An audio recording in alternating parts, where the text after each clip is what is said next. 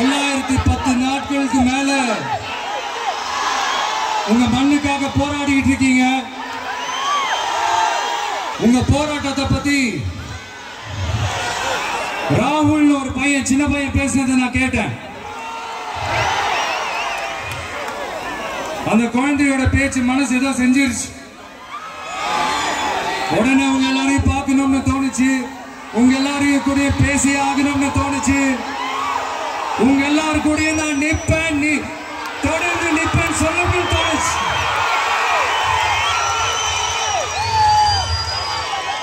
ஒவ்வொரு வீட்டுக்கும் ரொம்ப முக்கியமானவங்க அந்த வீட்டில் இருக்கிற பெரியவங்க தான்.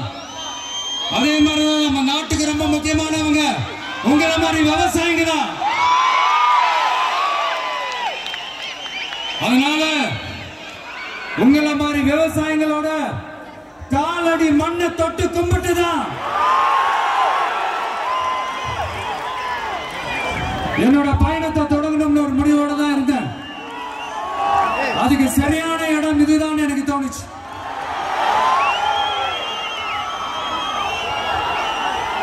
என்ன உங்க வீட்டில் இருக்கிற ஒரு மகனா என்னோட கள அரசியல் பயணம்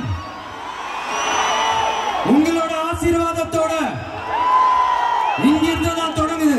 நம்மளுடைய முதல் மாநில மாநாட்டில் நம்ம கட்சியினுடைய கொள்கையை பத்தி எடுத்து சொன்ன அதுல ஒண்ணுதான் இயற்கை வள பாதுகாப்பு. சூழலியல் மற்றும் காலநிலை நெருக்கடியை எதிர்கொள்ளக்கூடிய இயற்கைக்கு ஊறு விளைவிக்காத பகுதிசார் மாநில வளர்ச்சி பரவலாக்கம். இதான் நாம் அறிவிச்ச அந்த கொள்கை. இதை நான் இங்க சொல்றதுக்கு காரணம் ஓட்டு அரசியலுக்காக இல்ல.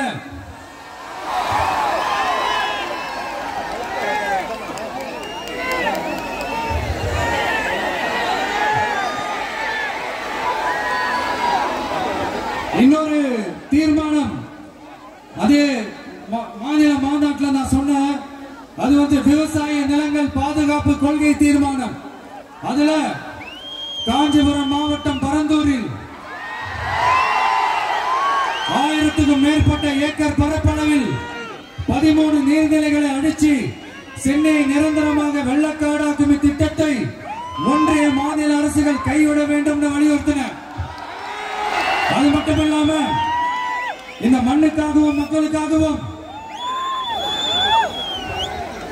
நம்ம விவசாயிகள் பாதிக்கிற இந்த திட்டத்துக்கு எதிராக சட்ட போராட்டம் நடத்தவும் தயங்க மாட்டோம்னு சொல்லியிருந்தோம். அதை இங்க உங்க முன்னாடி ரொம்ப ஸ்ட்ராங்கா வலியுறுத்துறேன். இந்த பிரச்சனையில நான் உங்களோட உறுதியா நிற்பேன்.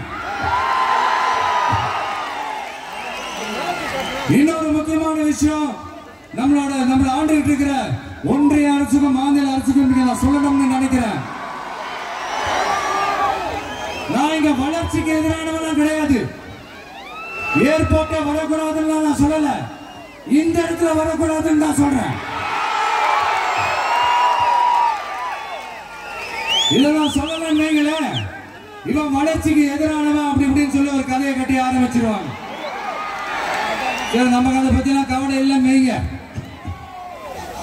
எல்லாத்துக்கும் மேல இன்னைக்கு இந்த பூமியில வாழ்ற எல்லா உயிரினங்களோட இருப்பையும் புவி வெப்பமயமாதல் பயமுறுத்திட்டு இருக்கு.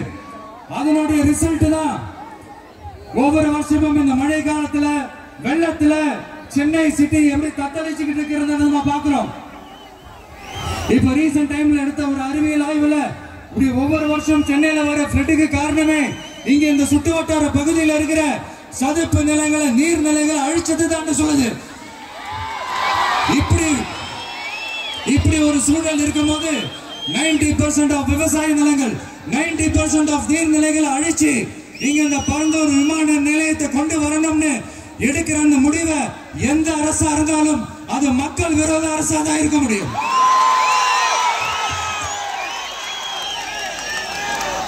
இப்ப சமீபத்துல நம்ம அரிட்டாப்பட்டி பகுதியில அந்த டங்ஸ்டன் சுரங்கம் அமைக்கிறதை எதிர்த்து தமிழ்நாடு அரசு ஒரு தீர்மானம் ஒன்று கொண்டு வந்தாங்க. அதை நான் மனப்பூர்வமாக வரவேற்கிறேன். ஆனா அதே நிலைப்பாட்டை தானே இங்க நம்ம பரந்தூர் பிரச்சனையில எடுக்கணும்.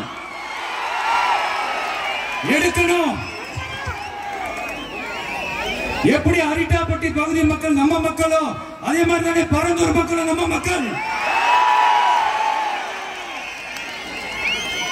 அப்படித்தானே ஒரு அரசாங்கம் யோசிக்கணும். ஆனா அப்படி செய்யலையே. ஏன் செய்யல?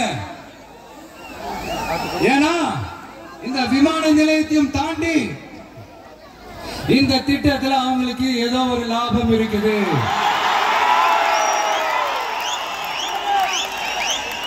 அதை நம்ம மக்கள் தெளிவா புரிஞ்சு வச்சிருக்கிறாங்க. நம்மளுடைய ஆட்சியாளர்களுக்கு ஒரு சில கேள்விகள். நீங்க எதிர்கட்சியா இருக்கும் போது 8 வழிச்சாலையை எதிர்த்தீங்க, அந்த காட்டுப்பள்ளி துறைமுகத்தை எடுத்தீங்க. அதே தானே இங்கேயும் அதே நிலைப்பாடு தானே இங்கே எடுக்கணும்.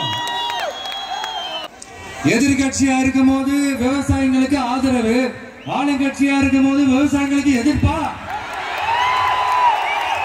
எனக்கு புரியலையே.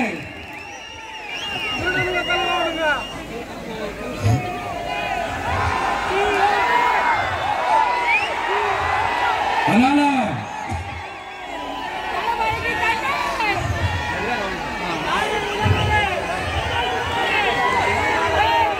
இனிமேலும் சொல்றேன்,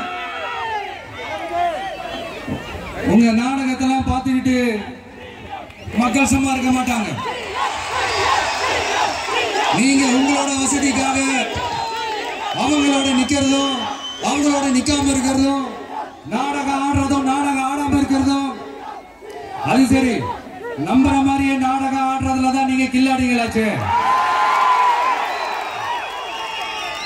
அதையும் மீறி நம்ம விவசாயிங்க உங்க போராட்டத்துக்கு எதிராக போராடினாங்கன்னா பிரச்சனை தான். அதனால இனிமேல் உங்க நாடகத்தை பார்த்துக்கிட்டு மக்கள் சும்மா இருக்க மாட்டாங்க. உங்களோட இந்த விமான நிலையத்துக்காக நீங்க ஆய்வு செஞ்ச இடத்தை மறு ஆய்வு செய்யணும்னு ஒன்றிய அரசுக்கும் மாநில அரசுக்கும் நான் கேட்டுக்கிறேன். விவசாய நிலங்கள் இல்லாத இந்த பாதிப்புகள் குறைவா இருக்கிற இடங்களா பார்த்து உங்களுடைய விமான நிலையத்தை கொண்டு வாங்க. வளர்ச்சி தான் மக்களின் முன்னேற்றம். ஆனா அந்த வளர்ச்சின்ற பேர்ல நடக்கிற அழிவு மக்களை ரொம்பவே பாதிக்கும்.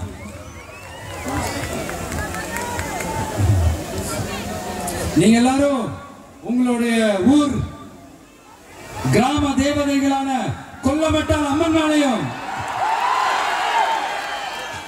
எல்லை அம்மன் மேலையும் ரொம்பவே நம்பிக்கை வச்சிருக்கீங்கன்றது எனக்கு தெரிஞ்சது. அந்த நம்பிக்கையை இழந்துடாதீங்க. உங்களுக்காகவும் உங்க ஊருக்காகவும் இனி உங்க வீட்டு பிள்ளையான நானும்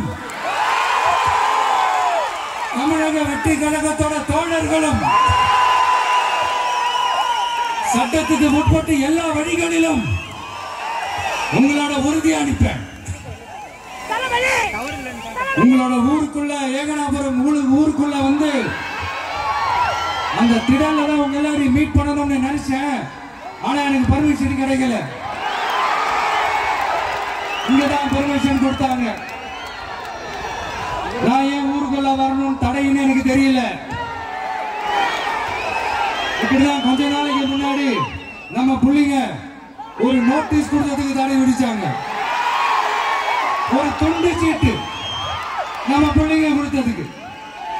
அது ஏன்னு எனக்கு புரியல.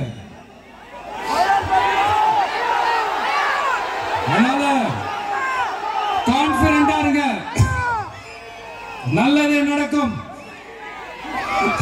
வெற்றி நிச்சயம். மீண்டும் சந்திக்கும் வரை நன்றி, வணக்கம்.